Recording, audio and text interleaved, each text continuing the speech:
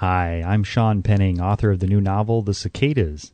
I'm going to be recording the entire Napoleon Hill classic, Think and Grow Rich, and then offering the audio recordings as free MP3 downloads to the subscribers at thecicadas.com. What you're about to hear is the introduction and the first chapter with the rest of the book to follow, one chapter at a time over the coming weeks and months. This approach actually makes sense for two reasons. First, it will be quicker and easier to download the book as single chapters because MP3 files can be very large. Second, and more important, it has been recommended that this classic novel, which has inspired nearly all of the great teachers of today, be read one chapter at a time and then digested slowly so as not to miss any of its powerful content. In our busy lives, it might actually be refreshing to take on this great novel one chapter at a time, perhaps one per week or month, to have time to mull it over, to meditate on the content, to begin to put it into practice. To me, this book, Think and Grow Rich by Napoleon Hill, is the greatest self-help book ever written. I have no doubt that if you listen to the clear lessons offered by the author and put them into practice, this book will change your life. It has already changed mine. Thank you and enjoy. Think and Grow Rich, teaching for the first time the famous Andrew Carnegie formula for money-making, based upon the 13 proven steps to riches.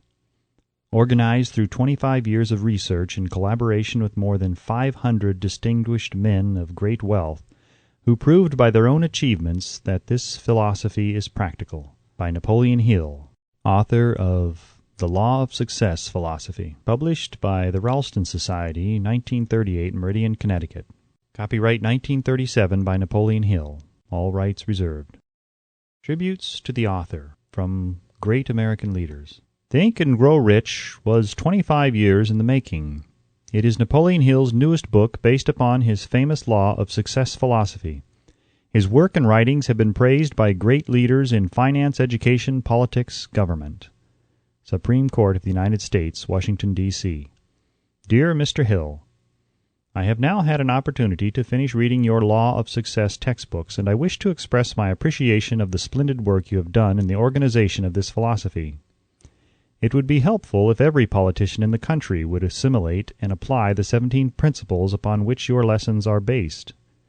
It contains some very fine material which every leader in every walk of life should understand. I am happy to have had the privilege of rendering you some slight measure of help in the organization of this splendid course of common-sense philosophy. Sincerely yours, Howard Taft, former President and former Chief Justice of the United States. King of the 5 and 10 cent stores. By applying many of the 17 fundamentals of the Law of Success philosophy, we have built a great chain of successful stores. I presume it would be no exaggeration of fact if I said that the Woolworth Building might properly be called a monument to the soundness of these principles. F. W. Woolworth. A great steamship magnate. I feel greatly indebted for the privilege of reading your Law of Success. If I had had this philosophy 50 years ago, I suppose I could have accomplished all that I have done in less than half the time. I sincerely hope the world will discover and reward you. Robert Dollar. Famous American labor leader. Mastery of the Law of Success philosophy is the equivalent of an insurance policy against failure. Samuel Gompers. A former President of the United States. May I not congratulate you on your persistence? Any man who devotes that much time must of necessity make discoveries of great value to others. I am deeply impressed by your interpretation of the mastermind principles which you have so clearly described. Woodrow Wilson. A Merchant Prince. I know that your 17 fundamentals of success are sound because I have been applying them in my business for more than 30 years. John Wanamaker. World's largest maker of cameras. I know that you are doing a world of good with your Law of Success. I would not care to set a monetary value on this training because it brings to the student qualities which cannot be measured by money alone. George Eastman. A nationally known business chief. Whatever success I may have attained I owe entirely to the application of your 17 fundamental principles of the law of success. I believe I have the honor of being your first student. W. M. Wrigley, Jr. Author's Preface. In every chapter of this book, mention has been made of the money-making secret which has made fortunes for more than 500 exceedingly wealthy men, whom I have carefully analyzed over a long period of years. The secret was brought to my attention by Andrew Carnegie more than a quarter of a century ago.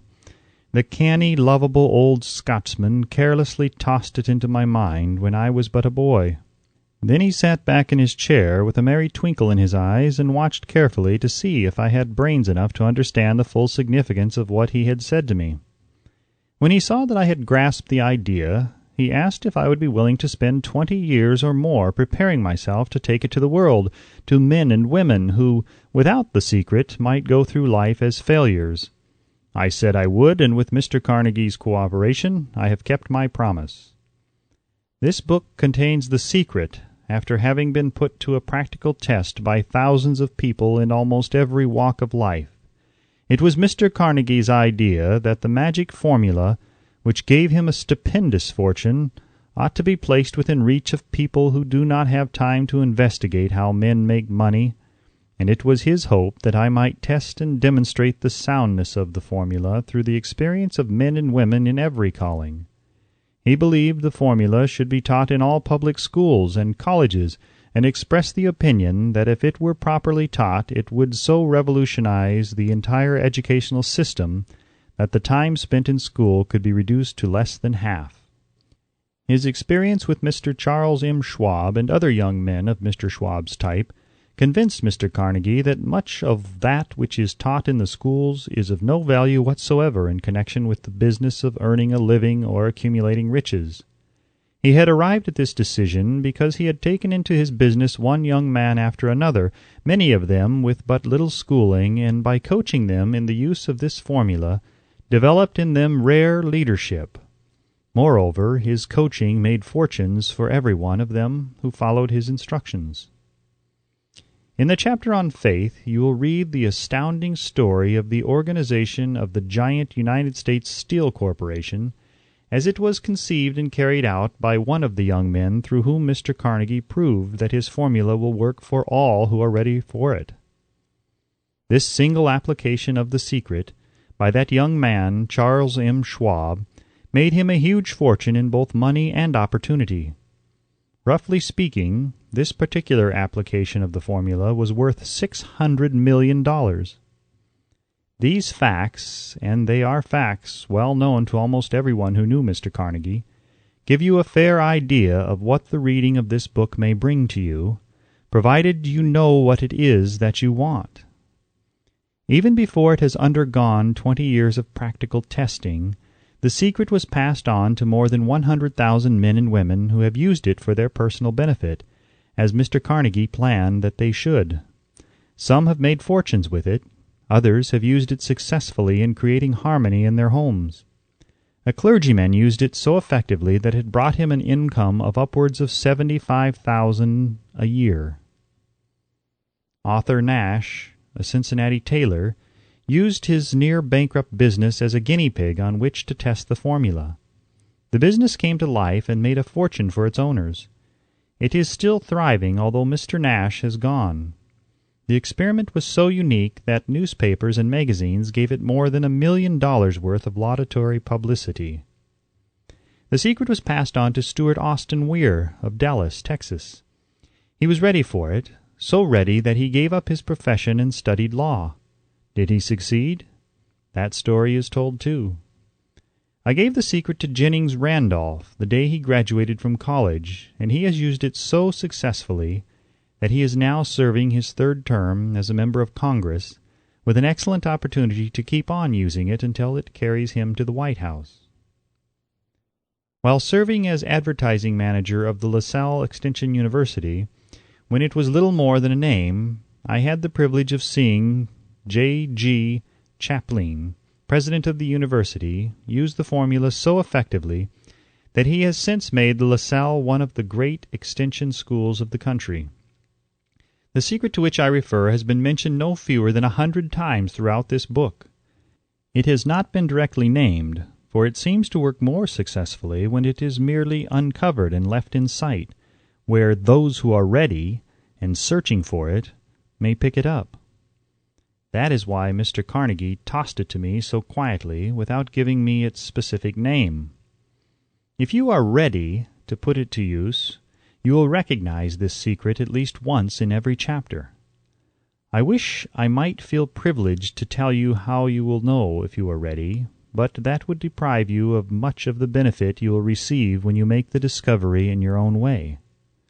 While this book was being written, my own son, who was then finishing the last year of his college work, picked up the manuscript of Chapter 2, read it, and discovered the secret for himself. He used the information so effectively that he went directly into a responsible position at a beginning salary greater than the average man ever earns. His story has been briefly described in Chapter 2. When you read it, perhaps you will dismiss any feeling you may have had at the beginning of the book that it promised too much. And 2, if you have ever been discouraged, if you have had difficulties to surmount which took the very soul out of you, if you have tried and failed, if you were ever handicapped by illness or physical affliction, this story of my son's discovery and use of the Carnegie formula may prove to be the oasis in the desert of lost hope for which you have been searching. This secret was extensively used by President Woodrow Wilson during the World War. It was passed on to every soldier who fought in the war, carefully wrapped in the training received before going to the front. President Wilson told me it was a strong factor in raising the funds needed for the war. More than 20 years ago, Honorable Manuel L. Quizon, then Resident Commissioner of the Philippine Islands, was inspired by the secret to gain freedom for his people. He has gained freedom for the Philippines and is the first president of the Free State. A peculiar thing about this secret is that those who once acquire it and use it find themselves literally swept on to success, with but little effort, and they never again submit to failure. If you doubt this, study the names of those who have used it, wherever they have been mentioned. Check their records for yourself, and be convinced. There is no such thing as something for nothing. The secret to which I refer cannot be had without a price, although the price is far less than its value. It cannot be had at any price by those who are not intentionally searching for it. It cannot be given away. It cannot be purchased for money, for the reason that it comes in 2 parts. One part is already in possession of those who are ready for it. The secret serves equally well all who are ready for it. Education has nothing to do with it. Long before I was born, the secret had found its way into the possession of Thomas A. Edison, and he used it so intelligently that he became the world's leading inventor, although he had but 3 months of schooling. The secret was passed on to a business associate of Mr. Edison. He used it so effectively that although he was then making only $12,000 a year, he accumulated a great fortune and retired from active business while still a young man. You will find his story at the beginning of the first chapter. It should convince you that riches are not beyond your reach, that you can still be what you wish to be, that money, fame, recognition, and happiness can be had by all who are ready and determined to have these blessings. How do I know these things? You should have the answer before you finish this book. You may find it in the very first chapter or on the last page. While I was performing the 20-year task of research, which I had undertaken at Mr. Carnegie's request, I analyzed hundreds of well-known men, many of whom admitted that they had accumulated their vast fortunes through the aid of the Carnegie secret. Among these men were Henry Ford, William Wrigley, Jr., John Wanamaker, James J. Hill, George S. Parker, E.M. Statler, Henry L. Doherty, Cyrus K. Curtis, George Eastman, Theodore Roosevelt, John W. Davis, Albert Hubbard, Wilbur Wright, William Jennings Bryan, Dr. Demitted Starr Jordan, J. Ogden Armour, Charles M. Schwab, Harris F. Williams, Dr. Frank Gonzalez, Daniel Willard, King Gillette, Ralph A. Weeks, Judge Daniel T. Wright, John D. Rockefeller, Thomas A. Edison, Frank A. Vanderlip, F. W. Woolworth, Colonel Robert A. Dollar, Edward A. Feline, Edwin C. Barnes, Arthur Brisbane, Woodrow Wilson, William Howard Taft, Luther Burbank, Edward W. Bach, Frank A. Munsey, Albert H. Gary, Dr. Alexander Graham Bell, John H. Patterson, Julius Rosenweld, Stuart Austin Weir, Dr. Frank Crane, George M. Alexander, J. G. Chaplin, Honorable Jennings Randolph, Arthur Nash, Clarence Darrow. These names represent but a small fraction of the hundreds of well-known Americans whose achievements, financially and otherwise, prove that those who understand and apply the Carnegie secret reach high stations in life. I have never known anyone who was inspired to use the secret who did not achieve noteworthy success in his chosen calling. I have never known any person to distinguish himself or to accumulate riches of any consequence without possession of the secret. From these two facts, I draw the conclusion that the secret is more important as a part of the knowledge essential for self-determination than any which one receives through what is popularly known as education. What is education, anyway? This has been answered in full detail. As far as schooling is concerned, many of these men had very little. John Wanamaker once told me that what little schooling he had, he acquired in very much the same manner as a modern locomotive takes on water, by scooping it up as it runs. Henry Ford never reached high school, let alone college. I am not attempting to minimize the value of schooling, but I am trying to express my earnest belief that those who master and apply the secret will reach high stations, accumulate riches, and bargain with life on their own terms, even if their schooling has been meager. Somewhere, as you read, the secret to which I refer will jump from the page and stand boldly before you, if you are ready for it. When it appears, you will recognize it. Whether you receive the sign in the first or the last chapter, stop for a moment when it presents itself, and turn down a glass, for that occasion will mark the most important turning point of your life. We pass now to Chapter 1, and to the story of my very dear friend who has generously acknowledged having seen the mystic sign, and whose business achievements are evidence enough that he turned down a glass. As you read his story and the others, remember that they deal with the important problems of life such as all men experience. The problems arising from one's endeavor to earn a living, to find hope, courage, contentment, and peace of mind, to accumulate riches, and to enjoy freedom of body and spirit. Remember, too, as you go through the book, that it deals with facts and not with fiction, its purpose being to convey a great universal truth through which all who are ready may learn, not only what to do, but also how to do it, and receive as well the needed stimulus to make a start.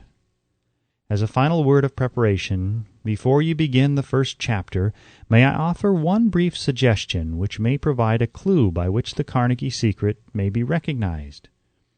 It is this: all achievement, all earned riches have their beginning in an idea. If you are ready for the secret, you already possess one half of it. Therefore, you will readily recognize the other half the moment it reaches your mind. The Author.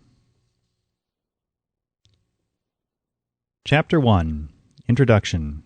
The Man Who Thought His Way into Partnership with Thomas A. Edison.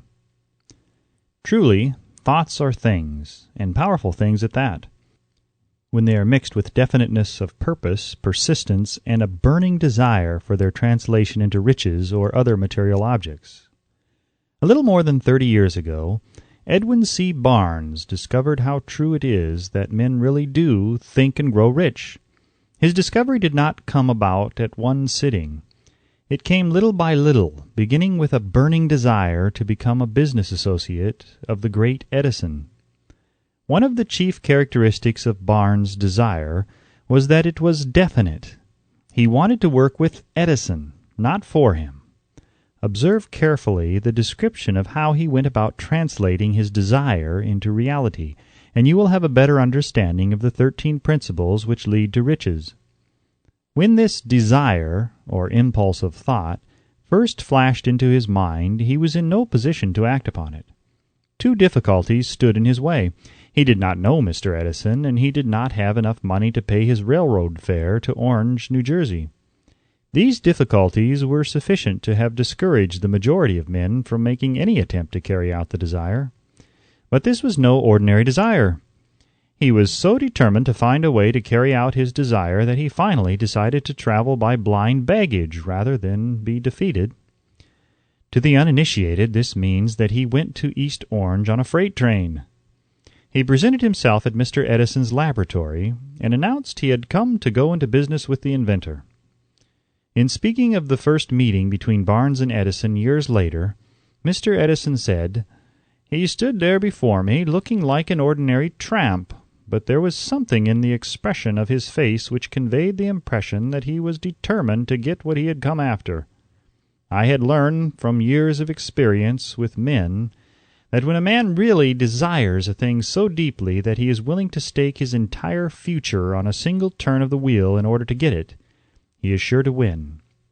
I gave him the opportunity he asked for, because I saw he had made up his mind to stand by until he succeeded.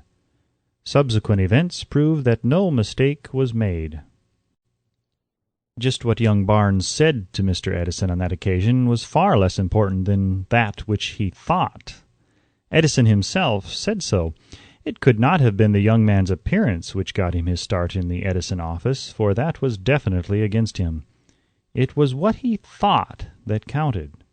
If the significance of this statement could be conveyed to every person who reads it, there would be no need for the remainder of this book. Barnes did not get his partnership with Edison on his first interview. He did get a chance to work in the Edison offices at a very nominal wage, doing work that was unimportant to Edison, but most important to Barnes, because it gave him an opportunity to display his merchandise where his intended partner could see it. Months went by. Apparently nothing happened to bring the converted goal which Barnes had set up in his mind as his definite major purpose.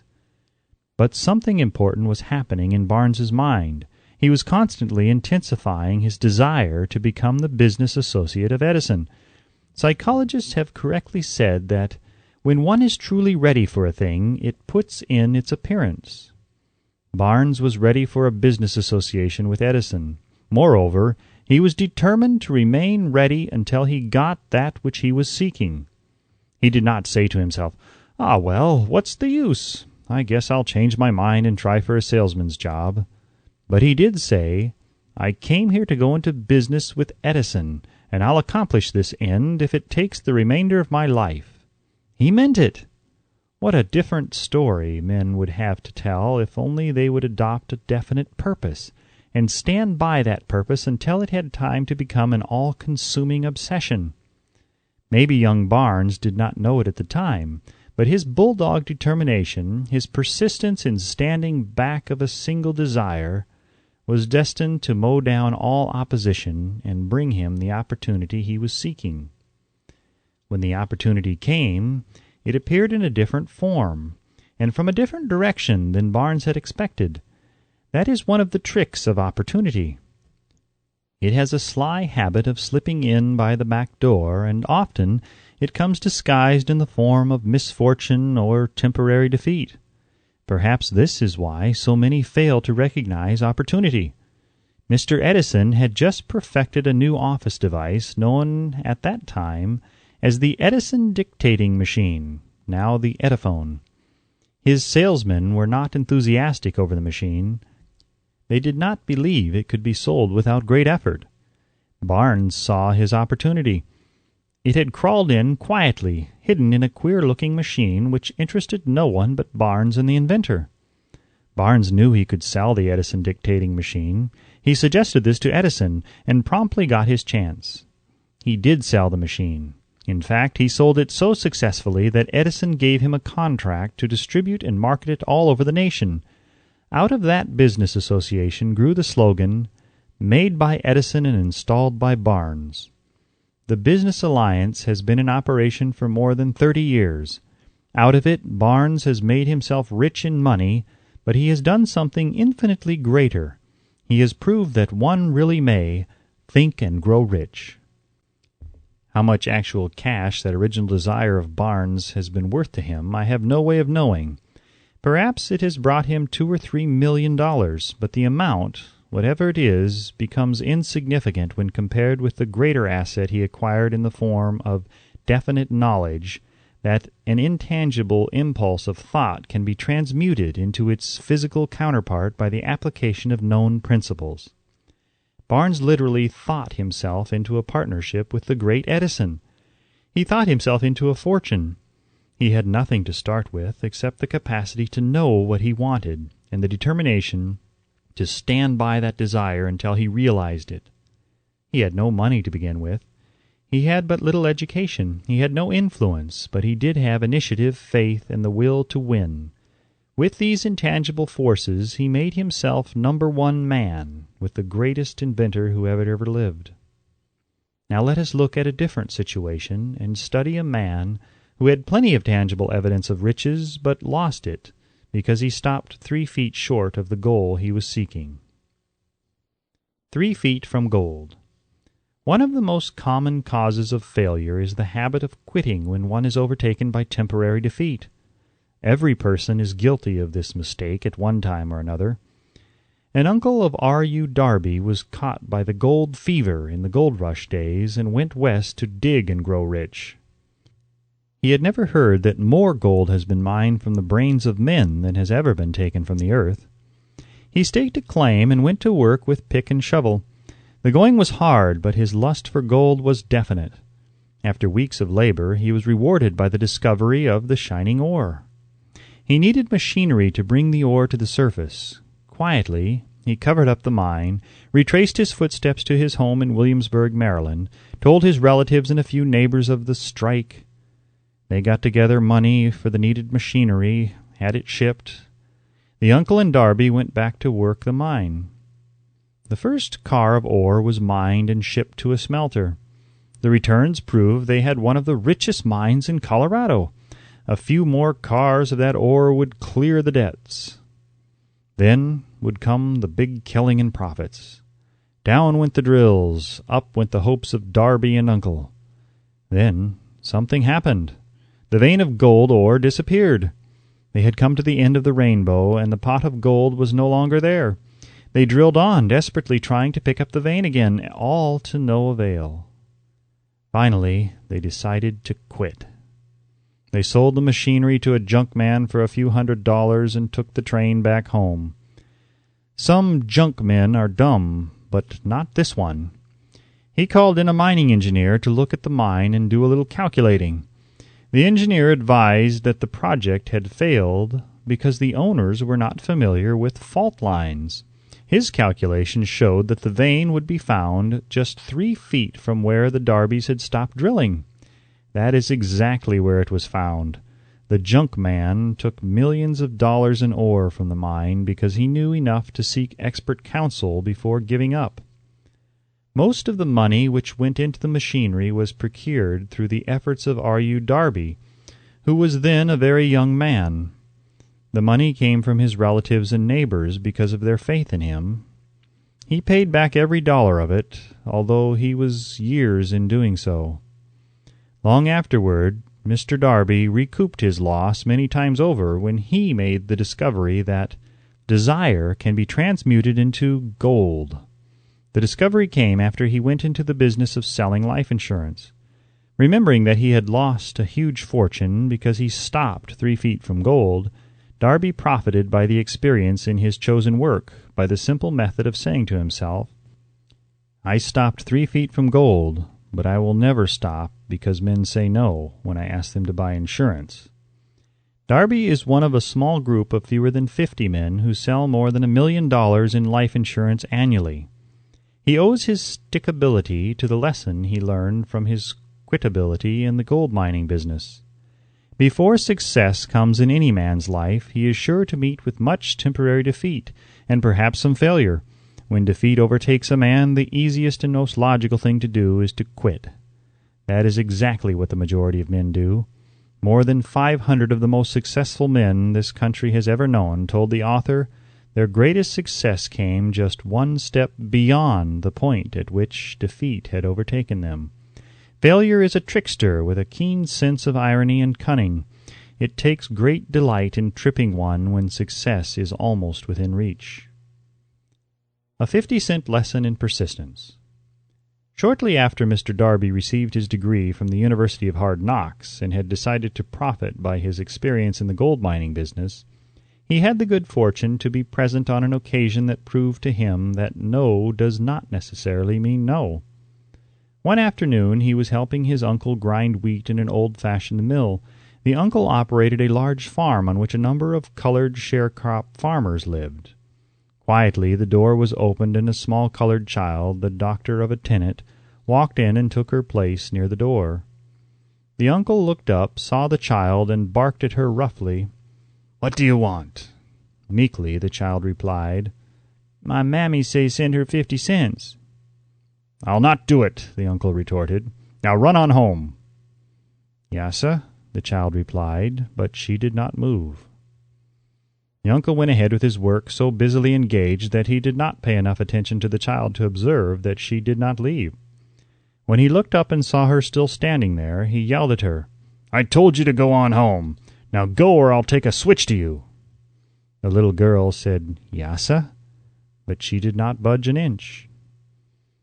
The uncle dropped a sack of grain he was about to pour into the mill hopper, picked up a barrel stave, and started toward the child with an expression on his face that indicated trouble.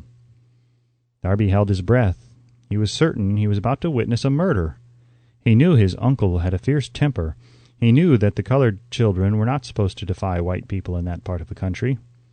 When the uncle reached the spot where the child was standing, she quickly stepped forward, one step, looked up into his eyes, and screamed at the top of her shrill voice, "My mammy's got to have that 50 cents!"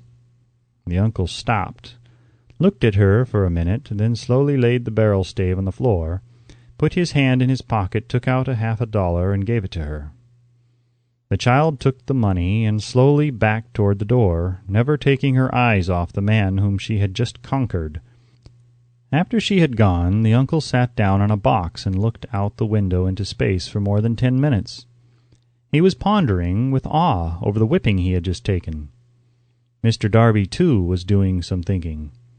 That was the first time in all his experience that he had seen a colored child deliberately master an adult white person. How did she do it? What happened to his uncle that caused him to lose his fierceness and become as docile as a lamb? What strange power did this child use that made her master over her superior? These and other similar questions flashed into Darby's mind, but he did not find the answer until years later when he told me the story. Strangely, the story of this unusual experience was told to the author in the old mill on the very spot where the uncle took his whipping.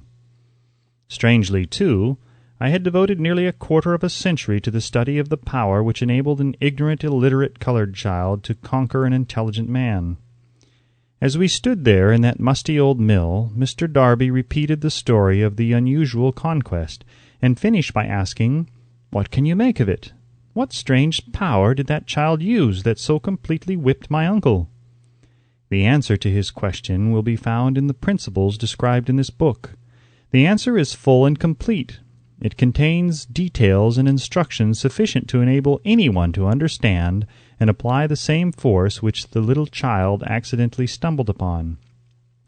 Keep your mind alert, and you will observe exactly what strange power came to the rescue of the child. You will catch a glimpse of this power in the next chapter. Somewhere in the book you will find an idea that will quicken your receptive powers and place at your command, for your own benefit, this same irresistible power. The awareness of this power may come to you in the first chapter, or it may flash into your mind in some subsequent chapter. It may come in the form of a single idea, or it may come in the nature of a plan or a purpose. Again, it may cause you to go back into your past experiences of failure or defeat, and bring to the surface some lesson by which you can regain all that you lost through defeat. After I had described to Mr. Darby the power unwittingly used by the little colored child, he quickly retraced his 30 years of experience as a life insurance salesman and frankly acknowledged that his success in that field was due in no small degree to the lesson he had learned from the child. Mr. Darby pointed out, Every time a prospect tried to bow me out without buying, I saw that child standing there in the old mill, her big eyes glaring in defiance, and I said to myself, I've got to make this sale. The better portion of all sales I've made were made after people had said no. He recalled, too, his mistake in having stopped only 3 feet from gold. But, he said, that experience was a blessing in disguise. It taught me to keep on keeping on, no matter how hard the going may be, a lesson I needed to learn before I could succeed in anything.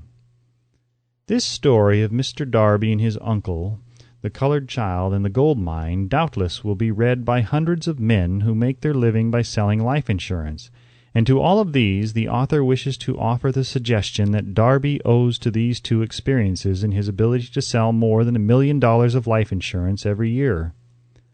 Life is strange and often imponderable. Both the successes and the failures have their roots in simple experiences. Mr. Darby's experiences were commonplace and simple enough, yet they held the answer to his destiny in life. Therefore, they were as important to him as life itself. He profited by these two dramatic experiences because he analyzed them and found the lesson they taught.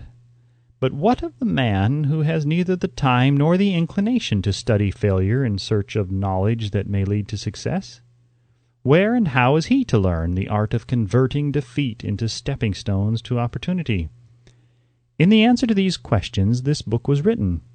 The answer called for a description of 13 principles, but remember, as you read, the answer you may be seeking to the questions which have caused you to ponder over the strangeness of life may be found in your own mind, through some idea, plan, or purpose which may spring into your mind as you read.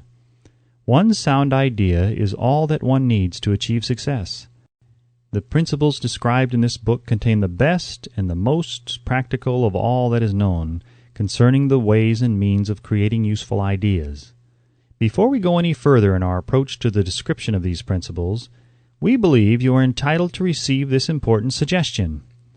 When riches begin to come, they come so quickly in such great abundance that one wonders where they have been hiding during all those lean years.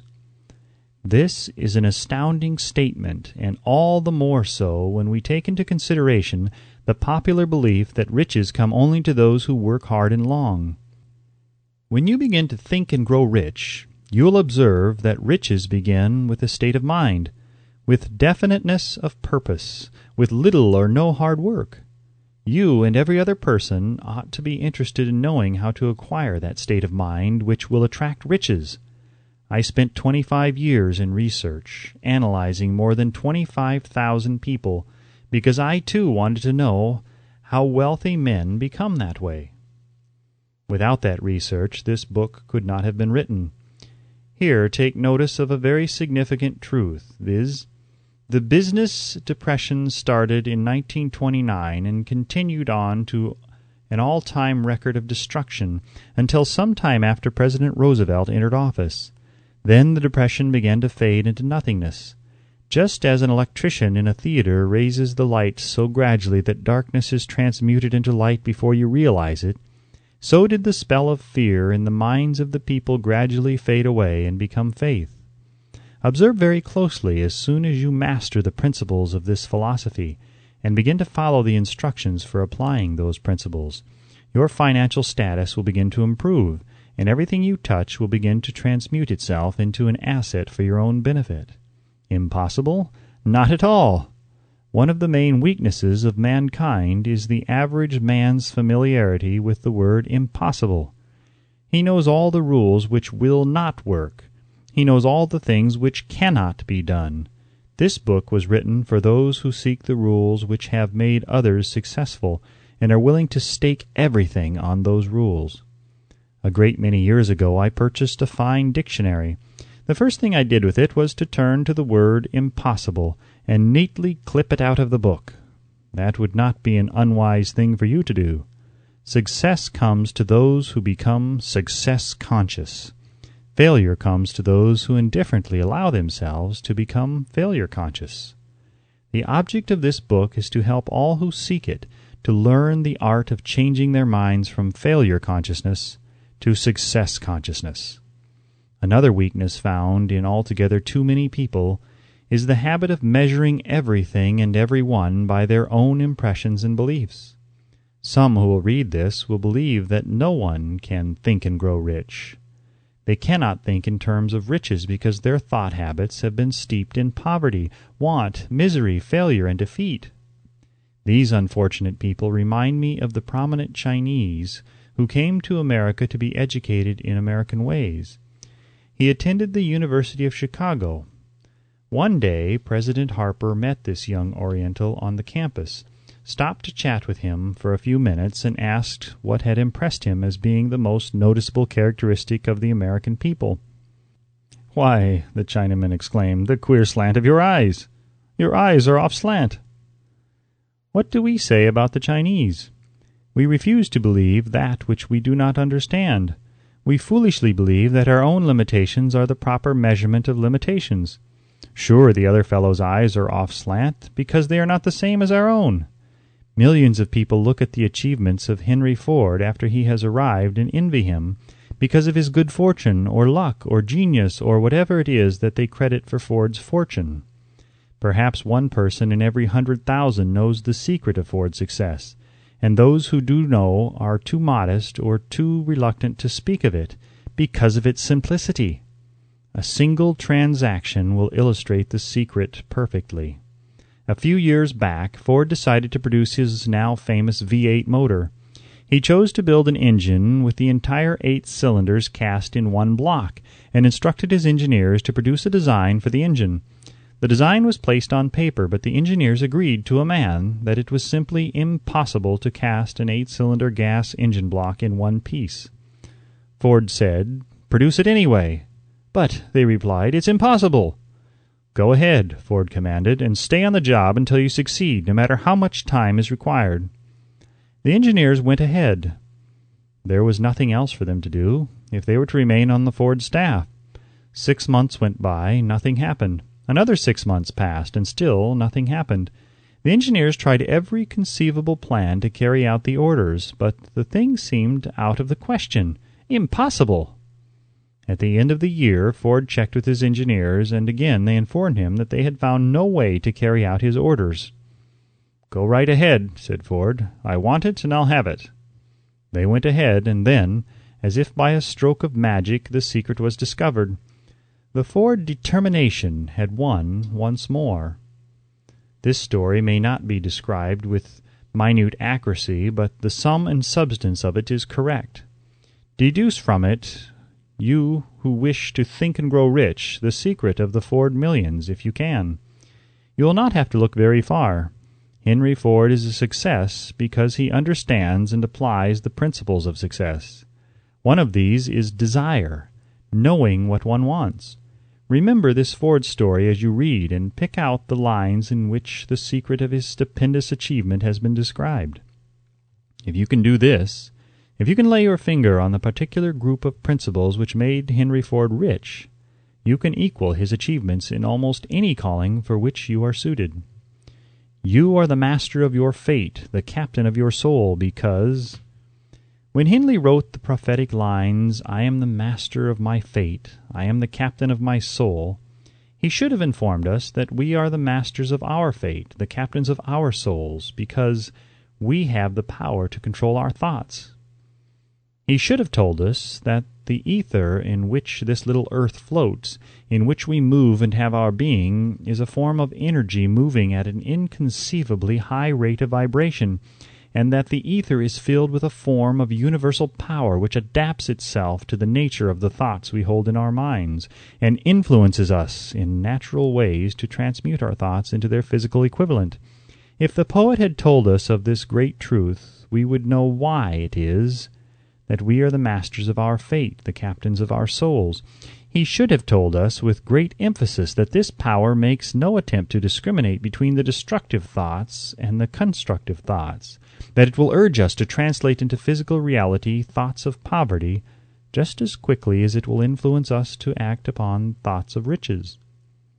He should have told us, too, that our brains become magnetized with the dominating thoughts which we hold in our minds, and by means with which no man is familiar, These magnets attract to us the forces, the people, the circumstances of life which harmonize with the nature of our dominating thoughts. He should have told us that before we can accumulate riches in great abundance, we must magnetize our minds with intense desire for riches, that we must become money-conscious until the desire for money drives us to create definite plans for acquiring it.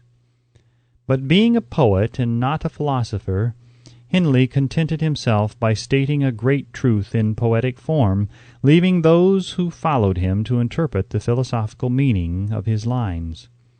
Little by little the truth has unfolded itself until it now appears certain that the principles described in this book hold the secret of mastery over our economic fate.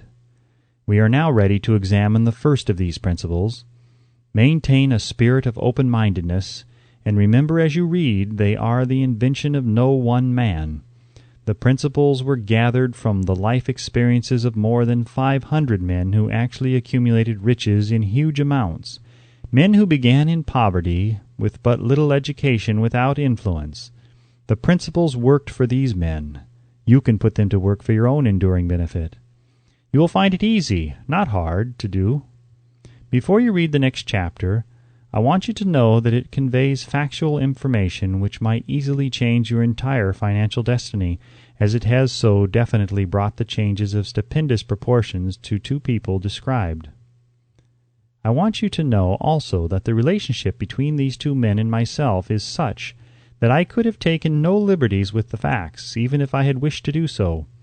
One of them has been my closest personal friend for almost 25 years, and the other is my own son. The unusual success of these two men, success which they generously accredit to the principle described in the next chapter, more than justifies this personal reference as a means of emphasizing the far-flung power of this principle. Almost 15 years ago, I delivered the commencement address at Salem College, Salem, West Virginia. I emphasized the principle described in the next chapter with so much intensity that one of the members of the graduating class definitely appropriated it and made it a part of his own philosophy. The young man is now a member of Congress and an important factor in the present administration. Just before this book went to the publisher, he wrote me a letter in which he so clearly stated his opinion of the principle outlined in the next chapter that I have chosen to publish his letter as an introduction to that chapter. It gives you an idea of the rewards to come. My dear Napoleon, my service as a member of Congress having given me an insight into the problems of men and women, I am writing to offer a suggestion which may become helpful to thousands of worthy people. With apologies, I must state that the suggestion, if acted upon, will mean several years of labor and responsibility for you, but I am enheartened to make the suggestion because I know your great love for rendering useful service. In 1922, you delivered the commencement address at Salem College when I was a member of the graduating class. In that address you planted in my mind an idea which has been responsible for the opportunity I now have to serve the people of my state, and will be responsible in a very large measure for whatever success I may have in the future. The suggestion I have in mind is that you put into a book the sum and substance of the address you delivered at Salem College, and in that way give the people of America an opportunity to profit by your many years of experience and association with the men who, by their greatness, have made America the richest nation on earth. I recall, as though it were yesterday, the marvelous description you gave of the method by which Henry Ford, with but little schooling, without a dollar, with no influential friends, rose to great heights. I made up my mind then, even before you had finished your speech, that I would make a place for myself, no matter how many difficulties I had to surmount. Thousands of young people will finish their schooling this year and within the next few years. Every one of them will be seeking just such a method of practical encouragement as the one I received from you. They will want to know where to turn, what to do to get started in life. You can tell them because you have helped to solve the problems of so many, many people. If there is any possible way that you can afford to render so great a service, may I offer the suggestion that you include with every book one of your personal analysis charts, in order that the purchaser of the book may have the benefit of a complete self-inventory, indicating, as you indicated to me years ago, exactly what is standing in the way of success. Such a service as this, providing the readers of your book with a complete, unbiased picture of their faults and their virtues, would mean to them the difference between success and failure. The service would be priceless. Millions of people are now facing the problem of staging a comeback because of the Depression, and I speak from personal experience when I say I know these earnest people would welcome the opportunity to tell you their problems and to receive your suggestions for the solution. You know the problems of those who face the necessity of beginning all over again. There are thousands of people in America today who would like to know how they can convert ideas into money, people who must start at scratch without finances and recoup their losses. If anyone can help them, you can. If you publish the book, I would like to own the first copy that comes from the press, personally autographed by you. With best wishes, believe me, cordially yours, Jennings Randolph.